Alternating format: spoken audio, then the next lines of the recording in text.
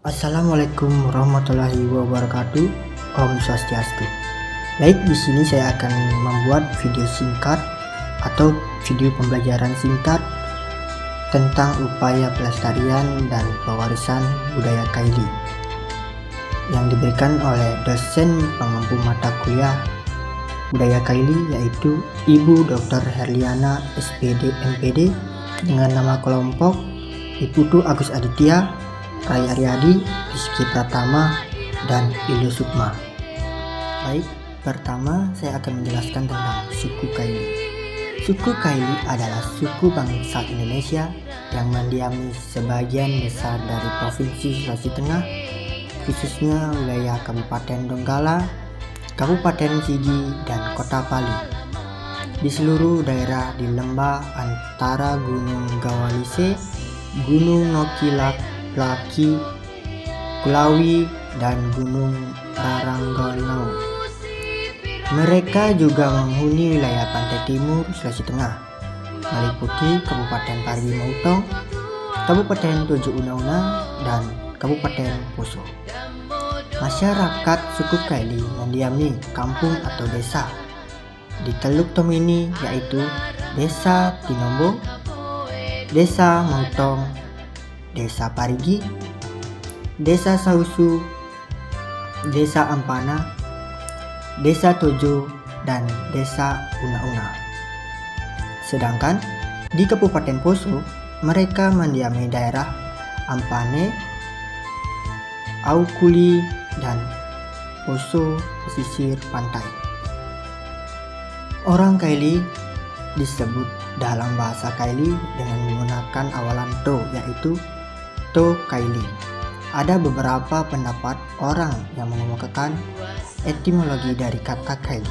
Salah satunya menyebutkan bahwa kata yang menjadi nama suku Kaili ini berasal dari nama pohon dan buah Kaili yang umumnya tumbuh di hutan-hutan di kawasan daerah ini, terutama di tepi Sungai Palu dan Teluk Palu. Suku Kaili atau etnik Kaili merupakan salah satu etnik dengan memiliki rumpun etnik sendiri. Untuk penyebutannya, suku Kaili disebut etnik Kaili, sementara rumpun suku Kaili lebih dari 30 rumpun suku seperti rumpun suku Rai, rumpun Kaili Ledo, rumpun Kaili Ija, rumpun Kaili Muma, rumpun Kaili Dea, rumpun Kaili Unde, rumpun Kaili Indie, rumpun Kaili Tara, rumpun Kaili Barai, rumpun Kaili Doi, rumpun Kaili Torai, dan lain-lain. Baik, kita lanjut ke budaya Kaili, yaitu budaya Kaili. Sebagai suku-suku lainnya di wilayah Nusantara, suku Kaili juga mempunyai adat istiadat sebagai bagian kekayaan budaya di dalam kehidupan sosial, memiliki hukum adat sebagai aturan dan norma yang harus dipatuhi, serta mempunyai aturan sanksi dalam hukum adat. Penyelenggaraan upacara adat biasanya dilaksanakan pada saat pesta perkawinan, noreno, kesenian pantun muda-mudi, pada upacara kematian, novaino, menuturkan kebaikan orang yang meninggal, pada upacara panen, no punja, menyerahkan sesaji kepada dewa kesuburan, dan upacara penyembuhan penyakit, no balia, memasukkan roh untuk mengobati orang yang sakit. Pada masa sebelum masuknya agama Islam dan Kristen, upacara-upacara adat seperti ini masih dilakukan dengan mantra-mantra yang mengandung animisme. Suku Kaili juga memiliki kain khas, yaitu kain tenun dengan nama kain besa. Kain besa yang merupakan salah satu bahan tenun suku Kaili mempunyai motif dan warna hampir sama dengan motif tenun Nusa Tenggara Timur atau Timur Timur, tetapi lebih dekat dengan motif Toraja di Sulawesi Selatan. Kain ini dibuat dari bahan benang kapas. Kain besa adalah jenis kain tradisional yang dirajut atau tenun dengan teknik tertentu. Kain ini sering kali memiliki pola dan desain yang khas yang mencerminkan nilai-nilai budaya suku Kaili. Warna-warna cerah dan motif-motif tradisional seringkali digunakan dalam pembuatan kain membesa. Fungsi dan makna kain besa. Kain besa memiliki berbagai makna dan fungsi dalam budaya suku Kaili. Kain ini sering digunakan dalam upacara adat seperti perkawinan, pemakaman, dan berbagai peristiwa penting lainnya. Selain itu, kain besa juga digunakan sebagai simbol status sosial dan kekayaan, serta sebagai hadiah dalam pertukaran sosial. Ciri-ciri khas kain membesa suku Kaili antara lain, kain membesa memiliki beragam keunikan yang membuatnya menonjol dalam kerajinan tekstil tradisional Indonesia. Berikut adalah beberapa aspek keunikan kain membesa. 1. Motif khas.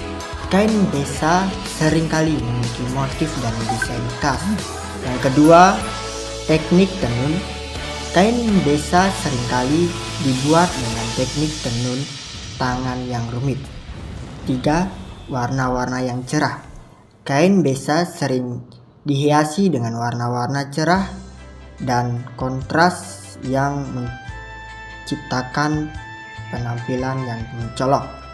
Yang keempat, keragaman gaya. Meskipun pada ciri khas dalam pembuatan kain besa, berbagai desain dan gaya dapat ditemukan di seluruh wilayah suku Kaili.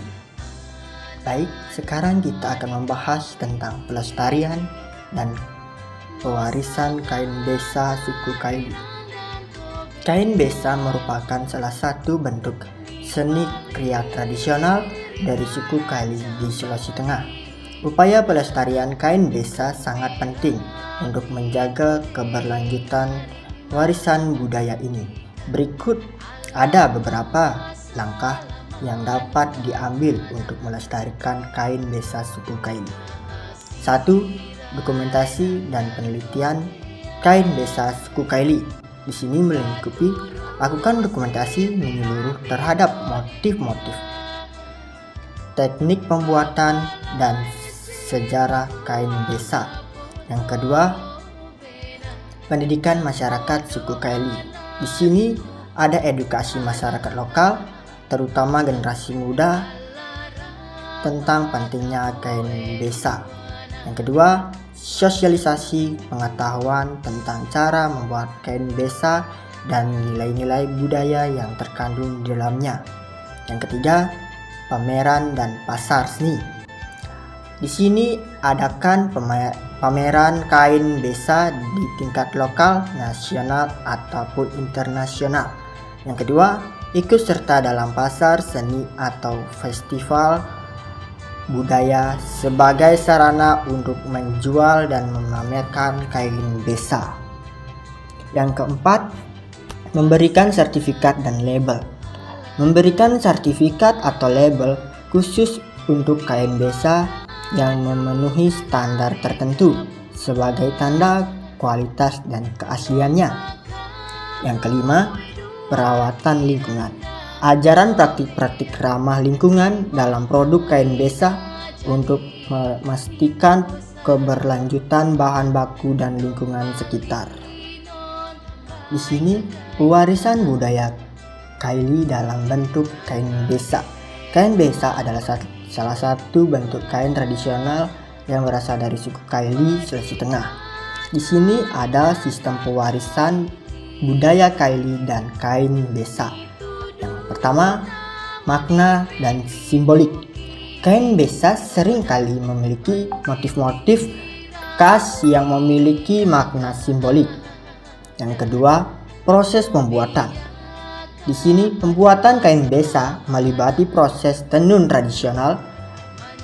Keterampilan ini biasanya diwariskan dari ibu ke anak perempuan dalam suatu keluarga. Yang ketiga, pentingnya kain membesa dalam kehidupan sehari-hari. Kain besa sering digunakan dalam upacara adat, ritual, dan acara penting lainnya. Berikutnya, pewarisan keterampilan. Proses pembuatan kain desa melibatkan teknik tradisional. Yang kedua, ekonomi lokal. Produk dan perdagangan kain desa juga dapat memberdayakan ekonomi lokal. Aktivitas ini tidak hanya berkontribusi pada pelestarian warisan budaya, tapi juga menciptakan peluang ekonomi bagi komunitas kaili. Yang ketiga, pentingnya pelestarian. Pelestarian kain desa tidak hanya merupakan tanggung jawab keluarga atau individu, tetapi juga masyarakat secara keseluruhan. Baik, sekian video dari kelompok kami. Kalau ada kekurangan atau kesalahan kata dalam pembuatan video ini, kami mohon maaf dan kami tutup dengan Assalamualaikum warahmatullahi wabarakatuh dan Om Shanti Santi Santi.